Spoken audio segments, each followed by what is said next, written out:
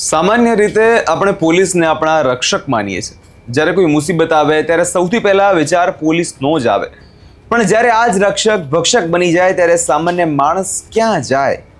આજે સુરતની એવી શરમજનક ઘટના વિશે વાત કરવી છે જ્યાં ખાખી વર્દીનો રોફ અને સત્તાનો નશો એ હદ વટાવી ગયો છે કે મફતમાં નાસ્તો ન આપવા જેવી બાબતમાં એક યુવાનને જાનવરની જેમ મારવામાં આવ્યો છે.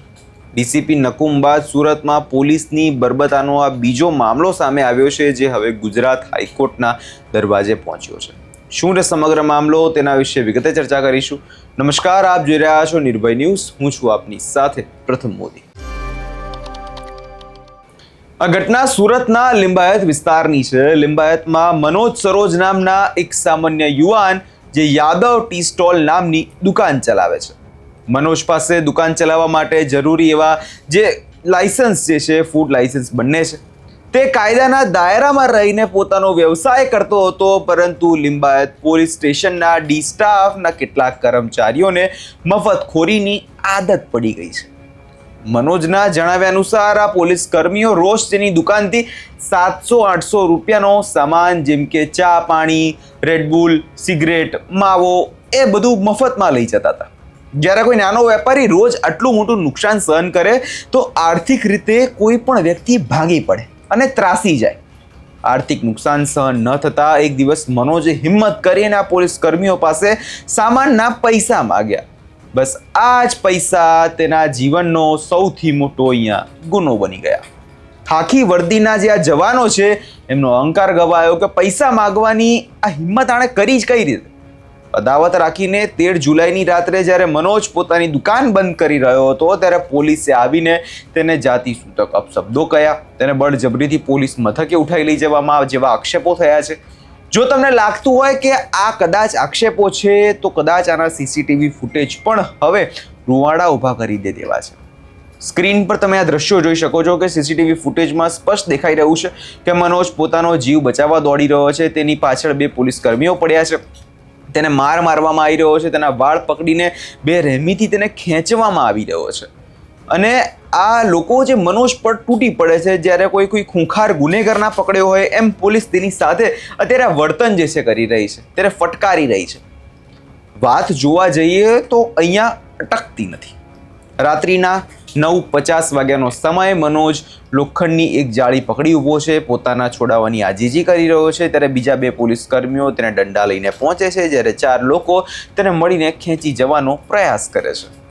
હવે આ જે મામલો એ માત્ર 1-2 દિવસનો નથી, પરંતુ છેલ્લા ઘણા સમયથી આની આ જ વસ્તુ ચાલતી આવી છે. ત્યાં 5 પોલીસ કર્મીઓ મનોજને બળજબરી પકડીને તેને ઢસડી લઈ જાય છે અને બર્બરતા વચ્ચે તેને લાફા મારવામાં આવે છે. અને આ દ્રશ્યો જોવા જઈએ તો ઘણા લોકોને ચિંતામાં મૂકી દેવા છે. સીસીટીવી દ્રશ્યો તો માત્ર કદાચ તમને જણાવું કે કલ્પના જ કહી શકાય અને એક ઝલક જ છે. અસલી અત્યાચાર તો લિંબાયત પોલીસ સ્ટેશનના આ ડી સ્ટાફના રૂમમાં થયો છે. પીડિત વેપારી મનોજની આ વીતી સાંભળીને કોઈ પણ વ્યક્તિને હચમચી જાય.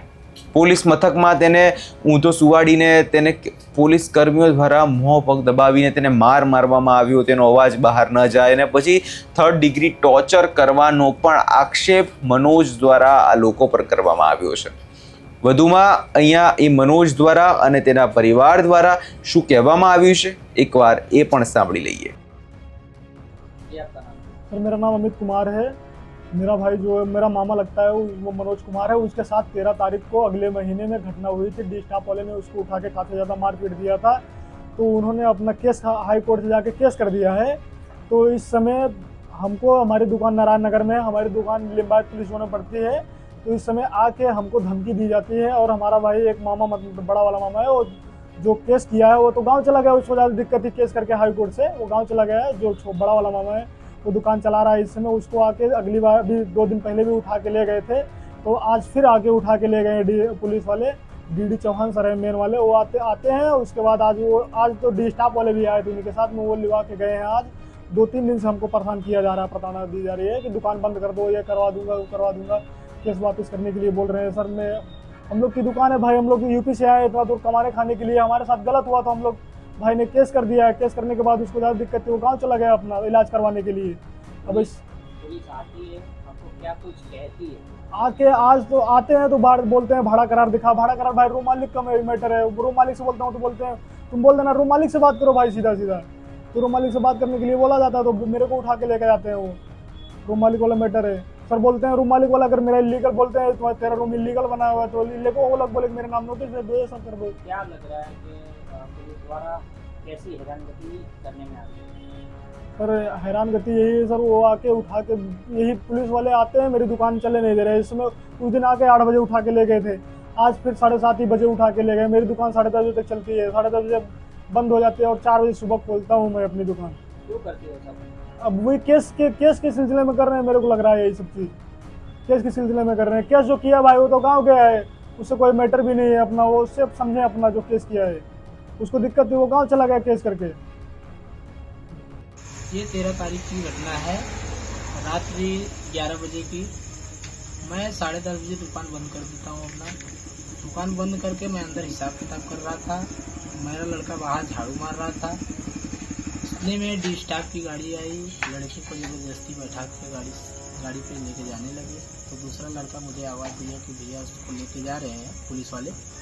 तो मैं बाहर निकला, मैं उनसे सवाल जवाब किया, खाली यही पूछा कि सर मेरे लड़के को क्यों लेके जा रहे हो?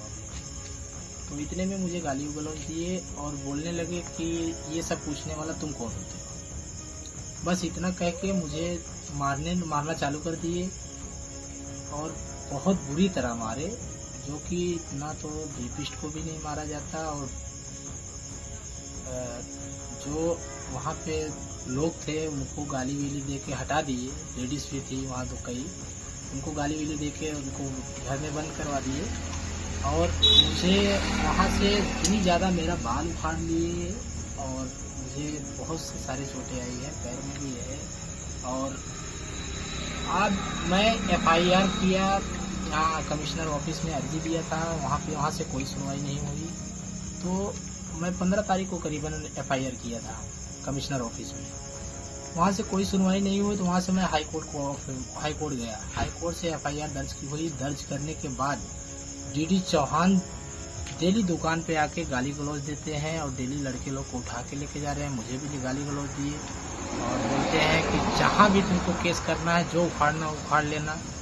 सब गाली गलौज करके गए हुए हैं। ये अभी फ़िलहाल इस वक्त की बात बता रहा हूँ कि जो मेरे पूरे लड़के को, जितने स्टाफ थे मेरे, सभी को उठा के लेके गए थाने पे।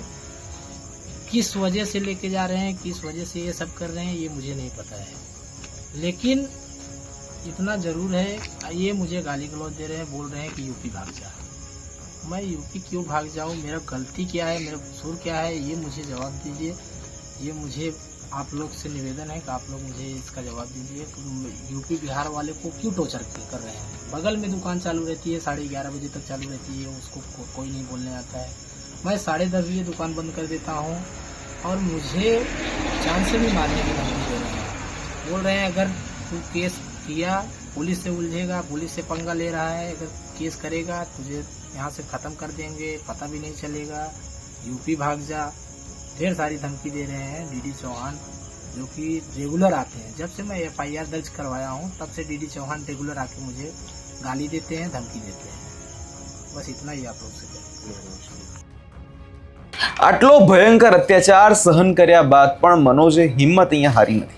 તેણે કાયદાકીય માર્ગ અપનાવ્યો છે. સુરત પોલીસ કમિશનર કચેરી ખાતે પેનડ્રાઈવ, CCTV ફૂટેજ અને વિડીયો રેકોર્ડિંગ સાથે લેખિત પુરાવાઓ રજૂ કરવામાં આવ્યા છે.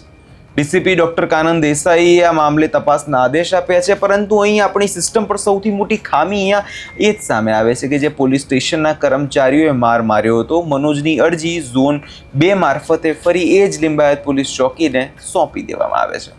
એટલે કે જે આરોપીઓ છે તે જ હવે તપાસ કરશે અને એ જ હવે આમને ન્યાય અપાવશે. આવા સંજોગોમાં ન્યાયની આશા રાખવી તો રાખવી કોની જોડેથી? સ્થાનિક સ્તરે આરોપી કર્મચારીઓ પોતાની જે ઉપયોગ જે વગ્નો કરી રહ્યા છે તે ઘણા સવાલો અહીંયા છોડાઈ દે છે. કેસને દબાવવાનો પૂરેપૂરો પ્રયાસ કદાચ ક્યાંક કરવામાં આવે છે. 1 મહિના સુધી કચેરીઓના ધક્કા ખાવા છતાં મનોજને માત્ર નિરાશા જ મળી છે. જ્યારે સ્થાનિક પોલીસ અને ઉચ્ચ અધિકારીઓ તરફથી કોઈ ન્યાય ન મળ્યો ત્યારે થાકીને હવે મનોજે ન્યાયતંત્રનો દરવાજો અપાવ્યો છે. Gujarat high court police commissioner, DCP, PI, PI અને જે સમગ્ર ડી સ્ટાફ સામે પિટિશન દાખલ કરવામાં આવી છે. હાઈકોર્ટ જતાં તેની મુશ્કેલીઓ વધુ વધી ગઈ.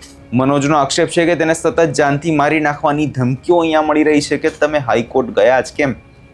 પોલીસનો ડર એટલો છે કે પોલીસ કર્મીઓ તેના ભાઈને પણ બળજબરીપૂર્વક ગાડીમાં બેસાડી ગયા છે અને તેનો પ્રયાસ કરવામાં આવ્યો છે. પોતાના અને પોતાના પરિવારજનોના જીવના જોખમથી હાલ આ મનોજ અંડરગ્રાઉન્ડ થઈ ગયો છે. તમે જે થોડા સમય પહેલાં જે વિડીયો જોયો એ વિડીયો તેને સોશિયલ મીડિયા પર મૂક્યો હતો અને પોતાની વ્યથા જે છે ઠાલવી હતી. તેનો આક્રંદ અને દર્દ એક સવાલ પૂછ્યો છે કે આપ સૌ માટે વિચાર કરી દે તેવો છે. જો આપણા રક્ષક ભક્ષક બની જશે તો સામાન્ય માણસો ક્યાં જશે? કોઈ કાર્યવાહી ન થતાં મજબૂરીમાં મનોજનું કહેવું છે કે મારે હાઈકોર્ટનો સહારો લેવો પડ્યો છે. જો ગુજરાત સરકાર અમને ન્યાય ન આપ્યો તો અમને સ્પષ્ટ કહી દે. આ શબ્દો કદાચ આપણા સિસ્ટમ ઉપર ઘણા સવાલો મૂકી દે છે. 700 રૂપિયાના મફત નાસ્તા માટે કોઈ વ્યક્તિને જાનથી મારી નાખવા સુધી માર મારવો એ કાયદાકીય કાર્યવાહી નથી, પરંતુ સીધી ગુંડાગર્દી છે.